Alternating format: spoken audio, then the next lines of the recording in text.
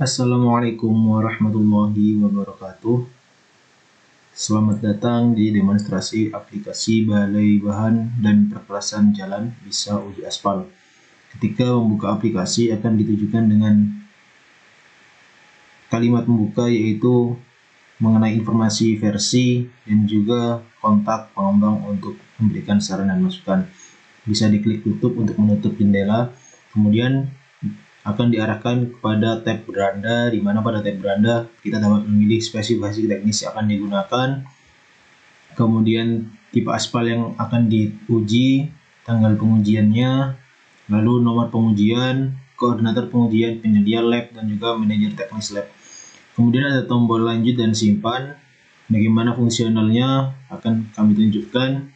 Contoh saja, misal nomor pengujian 105 BBPJ. Kemudian koordinator pengujiannya si A gitu. Penyelia lab aspal si B, manajer teknis si C. Kemudian semisal kita klik simpan, maka akan muncul jendela pemberitahuan informasi berhasil atau tidak. Ketika berhasil kita klik OK, maka data pengujiannya akan muncul di tabel di bawah ini. Tapi apabila tadi kita klik lanjut, maka tabel ini akan tetap muncul, tapi nanti langsung diarahkan kepada tab data pengujian untuk mengisi masing-masing tabel pengujian. Jadi tabel pengujian di sini akan muncul sesuai jenis aspal yang dipilih atau yang diuji, sehingga memudahkan pengguna untuk menguji pengujian yang cocok atau yang relevan dengan tipe aspalnya. Ada beberapa tombol, yaitu ada pengujian aspal original dan juga pengujian residu hasil TFOT, RTFOT, dan PAV yang sudah dipisahkan berdasarkan kategori. Di mana di setiap tombol bisa diklik, akan muncul tabel pengujiannya sesuai dengan SNI ataupun peraturan yang berlaku seperti ASTM dan lain-lain. Kemudian pada tabel pengujian ini ada tombol metode pengujian dan juga reset. Ketika kita klik metode pengujian, maka akan muncul SNI ataupun ASTM ataupun standar lain yang berlaku yang digunakan. Bisa dibaca apabila rekan-rekan teknisi mengalami kebingungan. Kemudian untuk melanjutkan bisa diklik X. Tombol reset untuk mereset semua tabel menjadi kosong, di mana ketika tabel masih kosong warnanya adalah abu-abu. Ketika pengguna memasukkan input apapun, maka akan berubah menjadi kuning. Kuning adalah tanda ketika ada input tapi belum lengkap. Coba kita lengkapi dengan data acak ya. Kita lengkapi. Ketika data sudah lengkap, maka tombol akan berubah warna menjadi hijau. Nah, begitu juga dengan pengujian yang lain.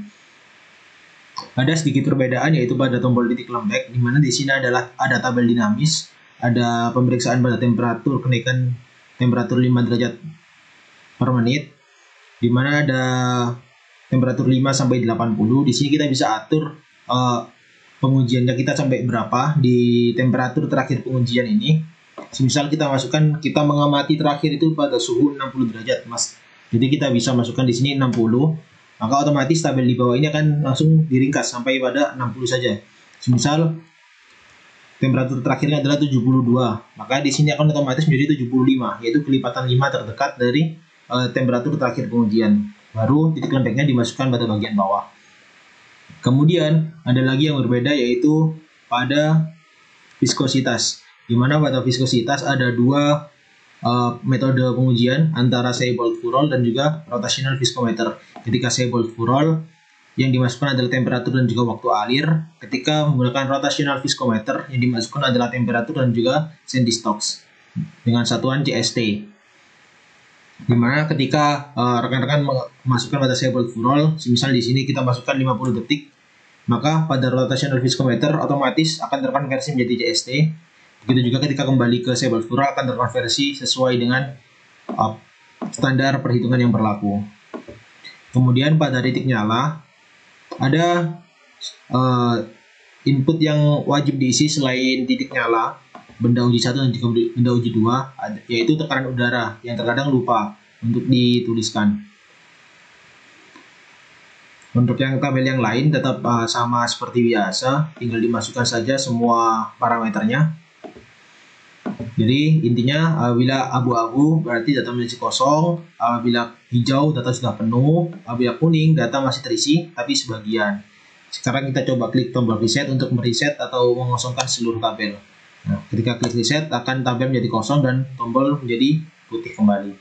Setelah itu kita bisa masuk ke tab hasil analisis, di mana di sini akan langsung muncul pada kesimpulan pengujian, di mana di kesimpulan pengujian ini kita bisa lihat rangkumannya. Ketika di sini tidak memenuhi, maka akan menjadi kuning. Di tombolnya juga menjadi kuning. Misal kita bisa klik tombol penetrasinya, akan memunculkan detail dengan perhitungan sekalian, di mana rata-rata didapatkan 1 dengan kesimpulan atau hasil tidak memenuhi spesifikasi, karena spesifikasi untuk pen 6070 yaitu antara 60 dan 70 desimilimeter. Atau kita coba saja masukkan dengan data real 60, 59, 62, 61, 61, 60. Kita coba cek di sini.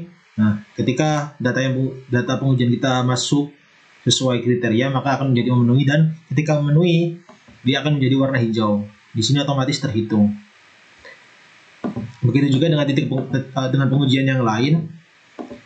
Jadi ketika pengujiannya datanya sudah cukup untuk dilakukan analisis, maka ketika kita klik tombolnya akan muncul tabel. Tapi ketika datanya belum cukup, maka tidak akan muncul tabel analisisnya. Kemudian di sini di kesimpulan pengujian ada tombol submit pengujian. Submit pengujian itu digunakan untuk mengunci pengujian ini agar bisa dirubah kembali. Ketika kita klik submit pengujian, ada jendela konfirmasi, ketik saja yes, maka kita diminta memasukkan kata sandi. Untuk kata sandi ini dimasukkan bebas, tidak ada batasan minimal karakter ataupun penggunaan karakter apa saja. Kemudian kita klik submit.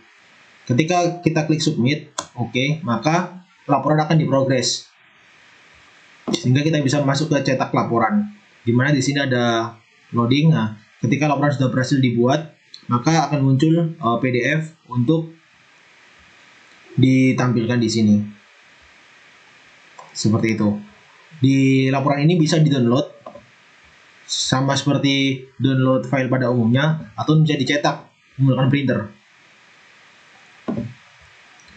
Kemudian bagaimana ketika kita mau mengubah data atau merevisi data pengujian yang tadi sudah kita kunci, kita bisa balik ke tab beranda. Di sini ada beberapa tombol aksi, ada 5 tombol aksi. Yang pertama yaitu yang berupa ikon gembok, di mana kita bisa klik, lalu kita masukkan kata sandi tadi. Harap ingat-ingat kata sandinya, kita klik buka, maka proyek berhasil dibuka kembali. Di sini tombolnya juga menjadi terbuka, maka bisa diubah kembali. Ketika pengujian belum dikunci, maka cetak laporan ini tidak akan memunculkan laporannya, karena untuk memunculkan laporan, pengujian harus disubmit terlebih dahulu. Kemudian yang perlu saya jelaskan lagi, di sini ada 5 tombol aksi. Ketika pengujian terbuka, maka semua tombol akan nyala kecuali tombol cetak. Di sini ada tombol edit, ada tombol lihat hasil analisis untuk beralih ke tab analisis, ada tombol hapus untuk menghapus proyek pengujian. Di tombol edit ada jendela, ada edit identitas pengujian, dan juga ada edit data pengujian. Ketika kita klik edit identitas pengujian, maka di sini akan muncul identitas pengujian saat ini. Di sini kita bisa rubah nomor pengujian, tanggal pengujian, koordinator, penyelia, dan juga manajer.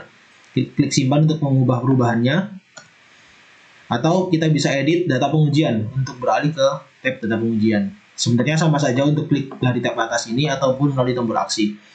Ketika proyek pengujian terkunci, maka tombol untuk edit akan mati.